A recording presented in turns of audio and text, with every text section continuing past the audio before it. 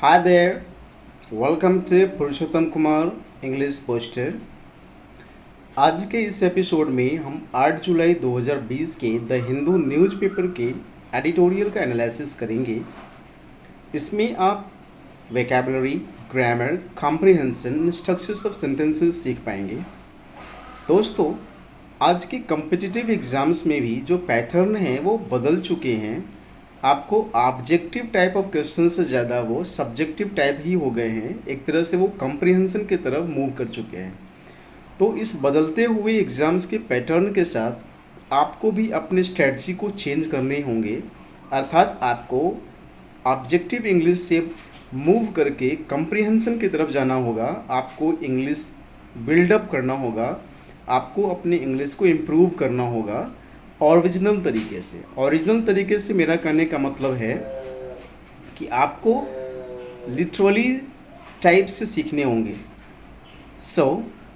Editorial analysis को जो series है मेरे चैनल पर, इसमें हम कम्प्रिहेंशन पर ज़्यादा स्ट्रेस करते हैं। साथ ही साथ इस कम्प्रिहेंशन में आप वोकैबुलरी भी बिल्डअप कर पाएंगे, स्ट्रक्चर्स ऑफ सेंटेंसेस भी बिल्डअप कर पाएंगे और ग्रामर भी सीख पाएंगे। दोस्तों, मुझे पता है कि आप सभी काफ़ी स्मार्ट है, अभी तक मेरे चैनल को सब्सक्राइब कर लिया होगा। फिर भी अगर आप लोगों में से किसी ने मेरे चैनल को सब्सक्राइब नहीं किया है तो प्लीज़ इसे सब्सक्राइब करें और बेल आइकन को दबाना बिल्कुल भी ना भूलें, ताकि आने वाले वीडियोज़ की नोटिफिकेशन आप तक पहुँचती रहे। तो चलिए इस एपिसोड में आगे बढ़ते हैं और इस एडिटोरियल का एनालिसिस करते हैं। डेज ऑफ डिसएंगेजमेंट, मतलब डेज का यहाँ पर मतलब है एक समय पीरियड से, है ना, जो डिसएंगेजमेंट से संबंधित है, यानी कि डिसएंगेजमेंट का समय। तो वो डिसएंगेजमेंट का मतलब यहाँ पर क्या है, ये जो पिंक में हाईलाइटेड जो वर्ड्स हैं, इन सारे का मैंने एक जगह पर सिनोनिम्स दे दिया है। तो उसे एक बार मैं आपकी स्लाइड में लाऊंगा, उसे अगर आपको स्क्रीनशॉट लेना है तो ले लेंगे। फिलहाल चलते हैं, इसको देखते हैं। डिसएंगेजमेंट का मतलब होता है जब दो गुट या दो पक्ष आकर के किसी मुद्दे पर एक दूसरे से इंगेज हो जाते हैं हॉट तरीके से, लड़ाई झगड़े के सेंस में, तो उसको इंगेजमेंट बोलते हैं। और डिसएंगेजमेंट का मतलब होता है उनका पीछे चले जाना, यानी कि वे उस तनाव से हट जाएंगे। ठीक है, तो ये उस दिनों की उस पीरियड का, उस समय की बात कर रहा है, डेज ऑफ डिसएंगेजमेंट, यानी कि डेज ऑफ डिसएंगेजमेंट के बारे में ये इस एडिटोरियल में बताया जा रहा है। ठीक है, अब आगे चले देखते हैं। As India and China disengage militarily, मतलब मिलिट्री स्तर पर, सेना के स्तर पर जब ये दोनों देश एक दूसरे से डिसएंगेज हो रहे हैं, है ना, झड़प इनकी पीछे की ओर जा रही है। ठीक है, they must slowly seek to rebuild trust in ties, मतलब ये जो टाइज है यानी कि संबंध जो है उसमें ट्रस्ट की ज़रूरत है ना, यानी कि विश्वास की ज़रूरत है। और रीबिल्ड का मतलब पुनः उसे स्थापित करने का, बनाने का ज़रूरत है। संबंध में विश्वास बनाने की ज़रूरत है धीरे धीरे। ठीक है, नेक्स्ट देखते हैं। After 2 months of standoff along the LSE, after 2 months of standoff along the LSE, news, मतलब ये क्या बोल रहा है कि 2 महीने के बाद जो LSE पर जो स्टैंड ऑफ चल रहा था, तनातनी जो चल रही थी, news that India and China are discussing a full disengagement must be welcome relief, है ना।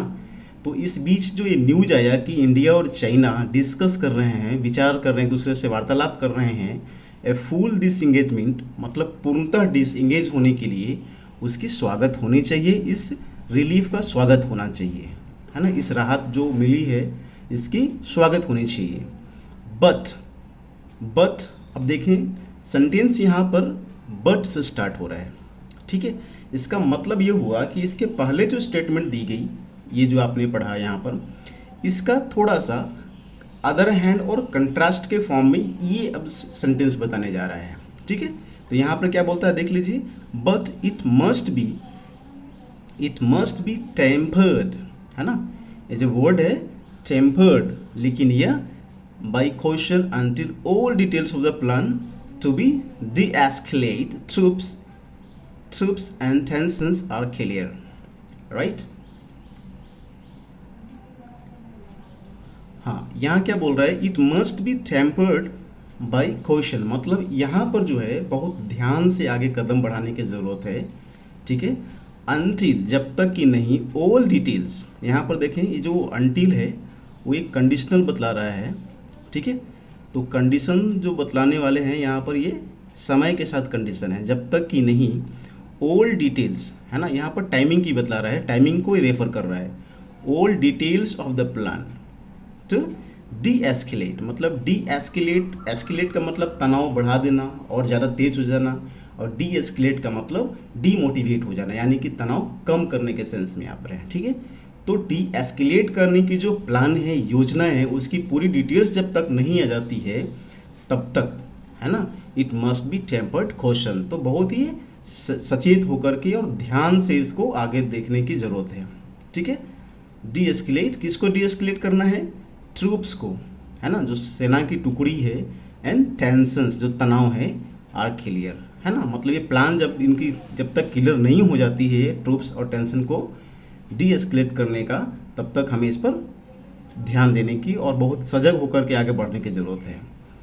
The conversation between the special representatives, जो खास प्रतिनिधि हैं उनके बीच में जो कन्वर्सेशन हुई, वार्तालाप हुई, इंडियाज़ एनएसए, भारत के जो नेशनल सिक्योरिटी एडवाइज़र हैं Ajit Doval, and Chinese foreign minister, है ना, चाइना के जो फॉरेन मिनिस्टर हैं, विदेश मंत्री है, वैंग यी, ऑन संडे, संडे को जो उनकी वार्तालाप हुई, विच लेड टू, है ना, लेड टू मतलब यहाँ पर आगे बढ़ाने के सेंस में नया कोई आउटकम आता हो, है ना, तो यहाँ पर जो रिजल्ट आ रहा है वो क्या है, अनाउंसमेंट हुई, विच लेड अनाउंसमेंट, है ना, तो ये अनाउंसमेंट क्या हुआ, हैज़ गिवन हॉस्टिलिटीज, ये जो दुश्मनागत जो है उसको ए नेसेसरी पॉज, क्या दिया है उसको, आवश्यक पॉज दिया है। अब यहाँ पर ध्यान देंगे, ये जो पॉज वर्ड है यहाँ पर स्टॉप नहीं लिखा गया, पॉज लिखा गया, है ना।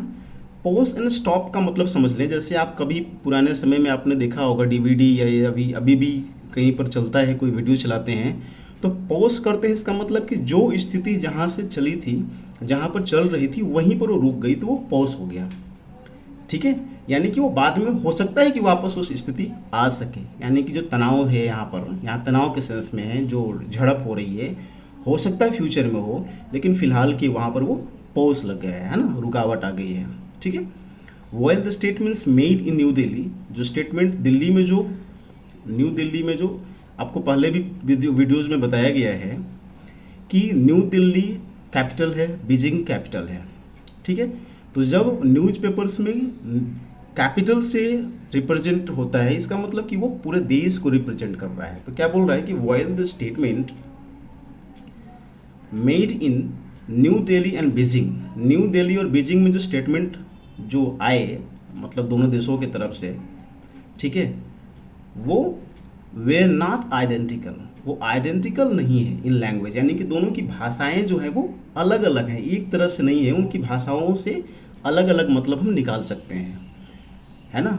अब यहाँ पर देखिए, आपको पहले भी बताएं कि सेंटेंस में जब वाइल से शुरू हुआ है, इसका मतलब कि वो यद्यपि के सेंस में है ना, और जब यद्यपि के सेंस में, यानी कि जो नेक्स्ट पार्ट होगा सेंटेंस का वो यहाँ पर फिर भी के सेंस में आएगा, है ना। तो यद्यपि वहाँ पर क्या बतला रहा है कि न्यू दिल्ली और बीजिंग का जो स्टेटमेंट है वो भाषा के स्तर पर एक समान नहीं है, फिर भी कॉमा दे करके फिर भी वहाँ पर वो येट जो वर्ड है वो क्या है, वो हिडिंग है ना, वो हाइड है वहाँ पर, तो उसको हमें समझना है, वो अंडरस्टूड है वहाँ पर।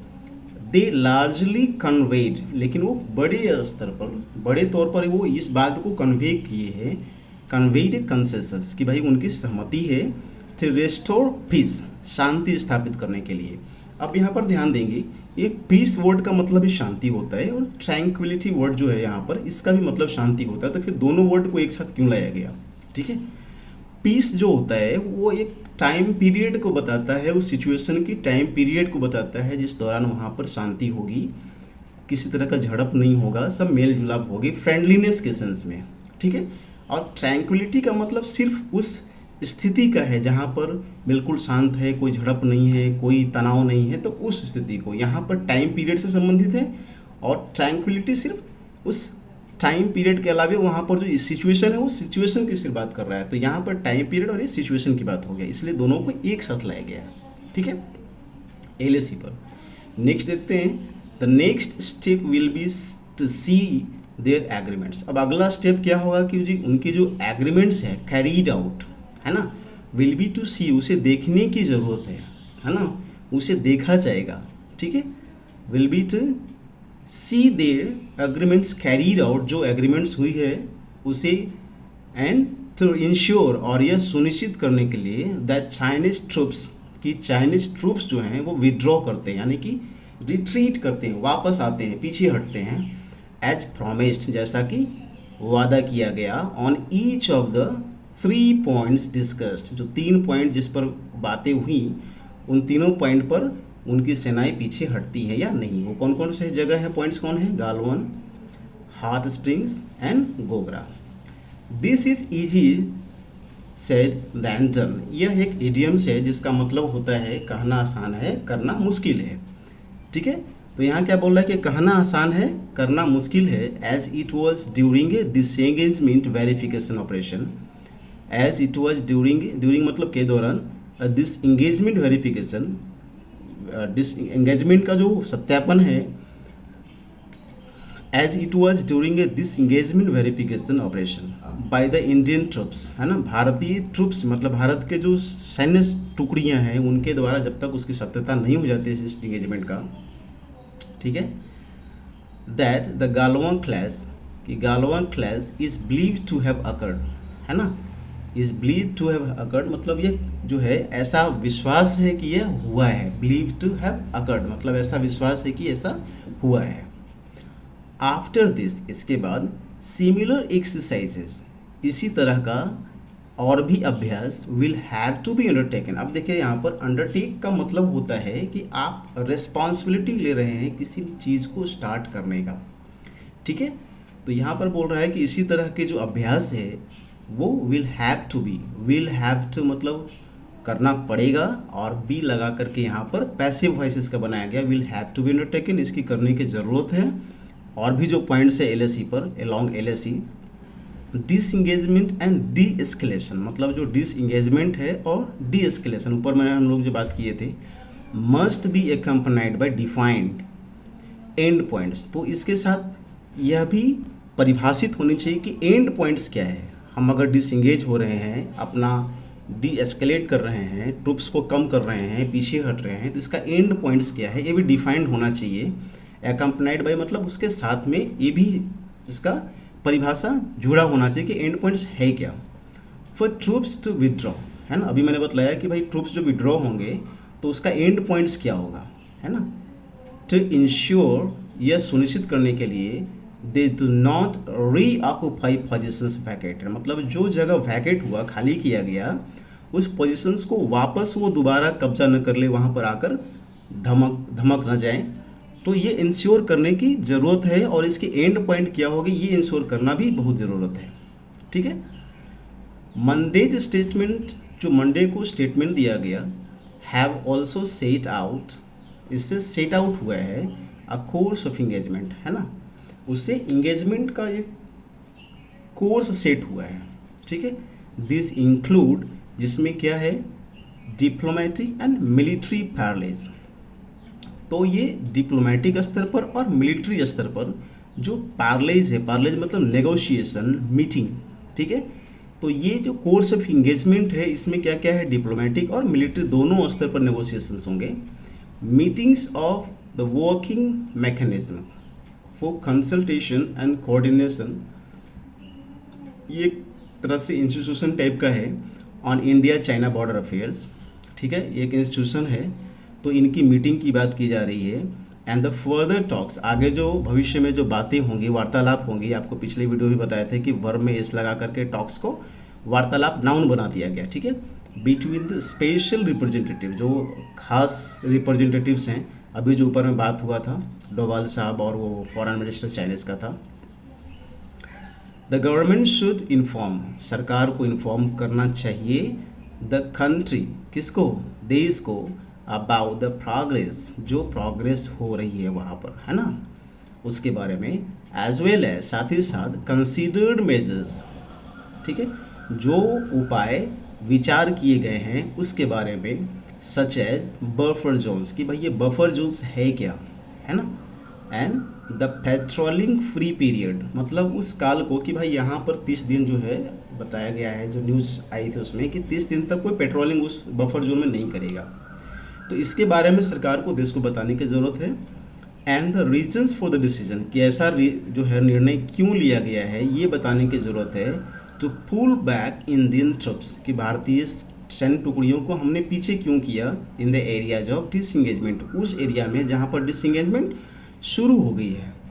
द गवर्नमेंट, सरकार, मस्ट, यह भी आवश्यक है, also to continue to work towards, करने की ज़रूरत है, इट्स स्टेटेड गोल, कि भाई सरकार ने जो गोल सेट किया है उस तरफ भी करने की ज़रूरत है। ऑफ रीस्टोरिंग, उसका गोल क्या था सरकार का, कि रीस्टोर करेंगे हम स्टेटस को एंड, स्टेटस को एंड और स्टेटस को दोनों एक ही वर्ड है, जिसको इंग्लिश में अडॉप्ट किया गया है फॉरेन वर्ड को।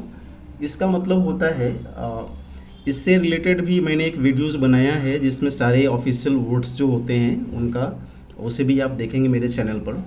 फिलहाल इसको देखते हैं। Status quo and status quo and का मतलब होता है यथा स्थिति, मतलब जो पूर्ववर्ती स्थिति बनी हुई थी, जो एग्जिस्टिंग थी वो, ठीक है। और द पोजीशन ऑफ ट्रुप्स, और जो सैन्य टुकड़ियाँ हैं उनकी स्थिति, टू द सिचुएशन इन अप्रैल, मतलब अप्रैल में जो सिचुएशन थी सैन्य टुकड़ियों को, वहाँ पर ही हम रहेंगे। सरकार ने ऐसा बोला था कि हम स्टेटस को जैसा स्थिति था वैसा ही रहेगी, तो उस तरफ भी काम करने की ज़रूरत है। बिफोर द मोबिलाइजेशन बिगन, है ना, इसके पहले कि कोई मोबिलाइजेशन वहाँ पर झड़प शुरू हो या कुछ हो, उसके पहले ये करने की ज़रूरत है। इल्स, और नहीं तो prime minister Modi strong words, ठीक है, उनके जो स्ट्रॉन्ग वर्ड्स है जो उन्होंने कड़े शब्दों में बोला था एट लेह में जाकर लास्ट वीक, पिछले वीक में, विल हैव लिटिल मीनिंग, तो उसका बहुत कोई मतलब नहीं रह जाता है ना। लिटिल मतलब न के बराबर। अब याद रखेंगे ये एक ग्रामर का पोर्शन है। लिटिल में ए लगाएंगे तो उसका मतलब थोड़ा बहुत होता है, एंड लिटिल का मतलब बिल्कुल न के बराबर, ठीक है, ये नेगेटिव हो गया यहाँ पर, ठीक है। तो ये विदाउट आर्टिकल है, यहाँ पर सिर्फ लिटिल लिखा यानी कि न के बराबर, यानी ये कोई मतलब नहीं है इसका, ठीक है। आगे चलते हैं। विद डिसएंगेजमेंट, इस डिसएंगेजमेंट के साथ अंडर वे, जो मतलब अभी भी पूरी तरह से चल ही रही है, पूरी तरह से डिसएंगेजमेंट नहीं हुई है, वो अभी भी अंडर वे है, ठीक है। There are other important steps to consider, तो कुछ और भी यहाँ पर उपाय हैं जिसको ज़रूरत है विचार करने की। This was the first time, मैं पुराने भी वीडियो में आपको बताया हूँ कि जब आपको इस तरह के सेंटेंस में मिले, it is the first time, it is the second time, this is the first time, this is the second time, तो वो सेंटेंस जो होता है वो प्रेजेंट परफेक्ट में आएगा। अभी देखिए इसमें आगे आता है भी, this is the first time, पहली बार है, the LAC has seen such casualties, आ गया ना, हैज़ वर्ब का थर्ड फॉर्म, हैज़ सीन, ये पहली बार है कि LAC पर इस तरह का कैजुअलिटीज़ मतलब नुकसान जो हुआ है ना, देखा गया है। In favour of, in over 4 decades, sorry, in over 4 decades मतलब 4 दशक में पहली बार इस तरह की कैजुअलिटी देखी गई LAC पर। And the government can not put aside, और सरकार जो है वो इसको अलग नहीं कर सकती है, द वायलेंट गालवन क्लैश, मतलब गालवन क्लैश को, ठीक है। इसको ऐसा नहीं है कि आप बिल्कुल हल्के में लेकर के साइड करके और आगे बढ़ गए, ठीक है, इसको आप ऐसा नहीं कर सकते हैं। For this a full inquiry is needed, और इसके लिए एक पूर्ण इंक्वायरी की ज़रूरत है। Of the buildup to the clash, मतलब जो क्लैश कैसे हुआ, किस परिस्थिति में हुआ, इसकी ज़रूरत है इंक्वायरी होने की।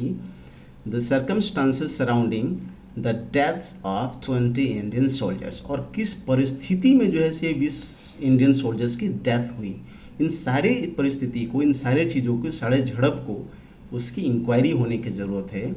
द गवर्नमेंट मस्ट कंसिडर, अवश्य इसको विचार करना चाहिए, whether it will continue its course of economic counter measure against China, ठीक है, कि चाइना के खिलाफ जो काउंटर मेजर का मतलब उसके सामने वाले को रोकने के लिए या सामने वाले के स्टेप के अगेंस्ट में जो हम उपाय लगाते हैं उसको काउंटर मेजर बोल दिए। उसके लिए जो क्या करती है, जैसे कोर्स ऑफ इकोनॉमिक मतलब अर्थव्यवस्था के सेंस में, है ना, अर्थव्यवस्था के सेंस में जो काउंटर मेजर हमें लेना है, जो उपाय लेना है, उसके लिए सरकार क्या कंटिन्यू रखेगी, वेदर इट विल कंटिन्यू, क्या ऐसा रखेगी, including the banning of apps, जिसमें ऐप जो है उस पर बैन करने का, इन्वेस्टमेंट रिस्ट्रिक्शन, इन्वेस्टमेंट को रिस्ट्रिक्ट करने का, रोकने का, कम करने का, एंड इम्पोर्ट स्लो डाउन, और वहाँ से हमें इम्पोर्ट कम करना है। तो क्या इन सारे चीज़ों पर विचार करेगी। अब देखिए जो वेदर वर्ड है ना, ये इनडायरेक्ट स्पीच है, तो डायरेक्ट स्पीच जो क्वेश्चन का होता है उसको इनडायरेक्ट स्पीच में इनके लिए हम जब क्वेश्चन करते हैं तो इफ और वेदर करके करते हैं, तो ये यहाँ पर वेदर जो है वो क्वेश्चन का एक फॉर्म है, ठीक है। क्वेश्चनिंग स्टेटमेंट में वेदर का इस्तेमाल बीच में होती है। चलिए नेक्स्ट देखते हैं। There is also the question of, है ना, यह भी प्रश्न की, there is also the question of, और यह भी एक प्रश्न है ऑफ वेदर। फिर से देखिए वहाँ पर सेम चीज़ उस तरह क्या, वेदर हाई लेवल कंटेक्स्ट, कि क्या हाई लेवल का जो कंटेक्स्ट है, such as the informal summit, जो इनफॉर्मल तरीके से समिट जो होता है between mister Modi and Chinese, जो उनके बीच में हुआ था, विल बी रिज्यूम्ड, क्या वो फिर से दोबारा उस तरह का इनफॉर्मल बैठक या मीटिंग होगी, है ना। The leaders have not communicated, जो नेताएं हैं दोनों देशों के, जो राजनेताएं हैं, have not communicated directly during this crisis. तो ये जो संकट आई दोनों देशों के बीच में बॉर्डर पर, उस दौरान दोनों देशों के जो नेताओं हैं, जो बड़े स्तर के नेता हैं, उन्होंने एक दूसरे के साथ कोई कम्युनिकेशन नहीं किया, बातचीत नहीं किया। एज ए प्रोसेस, और प्रोसेस के रूप में, टू रिस्टोर पीस बिगिंस, ताकि जो शांति है वो शुरू हो, शांति की शुरुआत हो, उस तरह की परिस्थिति पैदा हो शांति का। रिस्टोरिंग स्टेटस क्वो एंड, और जैसा यथास्थिति पहले थी वो बना रहे, इन बायलैटरल ट्रस्ट, है ना, द्विपक्षीय विश्वास में, मे बी मोर डिफ़िकल्ट, वो ज़्यादा डिफ़िकल्ट होगा, ठीक है। फॉर द फोर्सिएबल फ्यूचर, यह एक इडियम से, इसका मतलब होता है कि भविष्य में क्या होगा उसका वर्तमान को देखते हुए आंकना कठिन है ना, यानी कि वर्तमान स्थिति को देखते हुए हम भविष्य में क्या होगा इन दोनों देशों के बीच में, किस तरह का ट्रस्ट बिल्डअप होगा कि नहीं होगा, और पहले जो यथास्थिति थी, स्टेटस को एंड था, वो रहेगा या नहीं रहेगा, यह कहना मुश्किल है ना, उसका हम भविष्यवाणी नहीं कर सकते हैं। बट लेकिन फिर से देखिए, मैंने आपको बताया था कि जब सेंटेंस बट से स्टार्ट हो रहा है, इसका मतलब कि उसके पहले वाले जो स्टेटमेंट है, सेंटेंस है, उसका थोड़ा सा कंट्रास्ट में सेंटेंस होगा। बट लेकिन in small steps over time, समय के साथ जो छोटे छोटे हम उपाय लेंगे, स्टेप्स लेंगे, इंडिया एंड चाइना, भारत और चाइना मस्ट रिटर्न टू, वापस लौटना चाहिए, मोर बैलेंस्ड रिलेशनशिप, है ना, कुछ ज़्यादा संतुलित रिश्तों की तरफ हमें लौटना चाहिए भारत और चाइना को, ठीक है। अब यहाँ पर देखिए, मैंने इसको येलो से हाईलाइट करके ये बताना चाहा है कि ये देखिए पूरा का पूरा मोर जो है वो एडवर्ब को फॉर्म है, जो डिग्री बता रहा है कंपैरेटिव डिग्री का, रिलेशनशिप नाउन हो गया और उसका ये बैलेंस्ड एडजेक्टिव हो गया, ठीक है।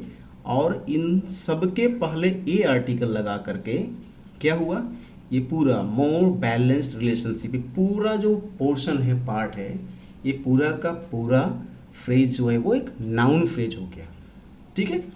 I hope I have made my points clear in this editorial.